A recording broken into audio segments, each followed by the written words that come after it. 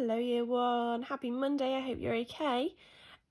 Today I have decided to read The Singing Mermaid by Julia Donaldson and Lydia Monks for our story time today, because it says here it's by the author The Gruffalo, and The Gruffalo is one of my favourite stories, so let's have a look.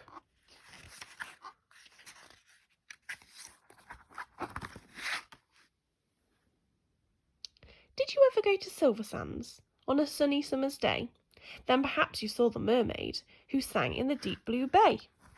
She sang to the fish in the ocean, to the haddock, the hake and the ling, and they flashed their scales and swished their tails to hear the mermaid sing. And sometimes the singing mermaid swam to the silvery shore. She sat and combed her golden hair and then sang and sang some more. She sang to the cockles and the mussels. She sang to the birds on the wing. She sang to the seashells She sang to the birds on the wing, and the seashells clapped and the seagulls flapped to hear the mermaid sing. When Sam Sly's circus came to town, Sam took a stroll by the sea.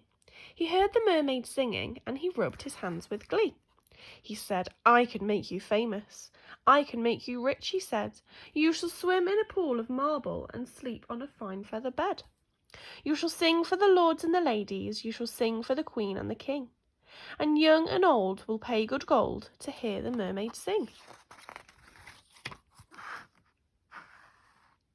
Don't go," cried the seagulls, and the seashells warned, "He lies." But the mermaid listened to old Sam Sly and smiled as she waved her goodbyes. He took her away to the circus, and she sang to the crowds round the ring. And more, more, more came the deafening roar when they heard the mermaid sing.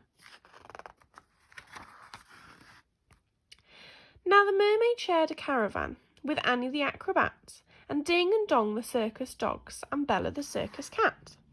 And she made good friends with the jugglers, and the man who swallowed fire, and the clown with the tumble-down trousers, and the woman who walked on wire. But she wasn't friends with old Sam Sly. No, she didn't care for him, for he made her live in a fish tank where there wasn't room to swim.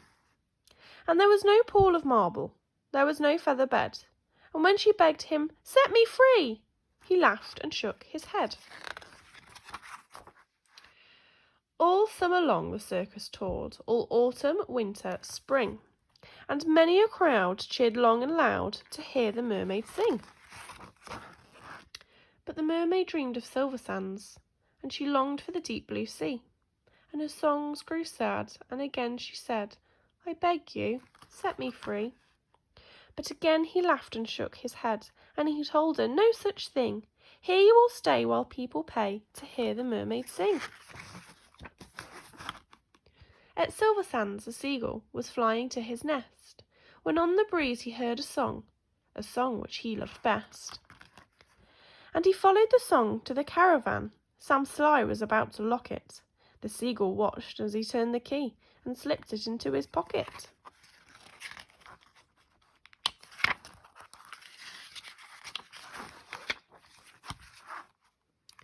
The seagull waited until Sam had gone, then he perched on the window sill, and tap, tap, tap at the window he tapped his yellow bill.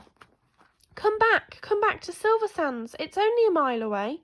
I can find the key and set you free, if you'll come back to the bay." "Escape," barked the dogs, "escape," meowed the cats.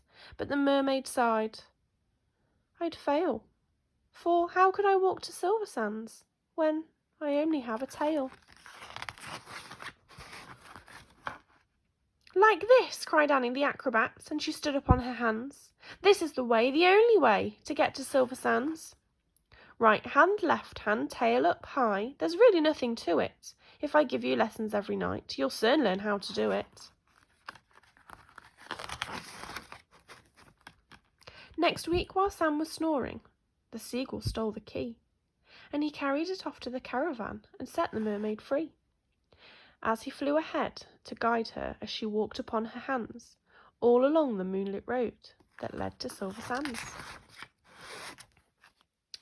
And the creatures on the seashore and the fish beneath the foam jumped and splashed and danced with joy to have their mermaid home. And she sang to the cockles and mussels, she sang to the birds on the wing, and the seashells clapped and seagulls flapped to hear the mermaid sing. And if you go down to Silver Sands and swim in the Bay of Blue, perhaps you'll see the mermaid, and perhaps she'll sing for you. What a lovely story. I'm glad the mermaid managed to get back to Silver Sands. Thank you very much, and I shall see you soon. Bye.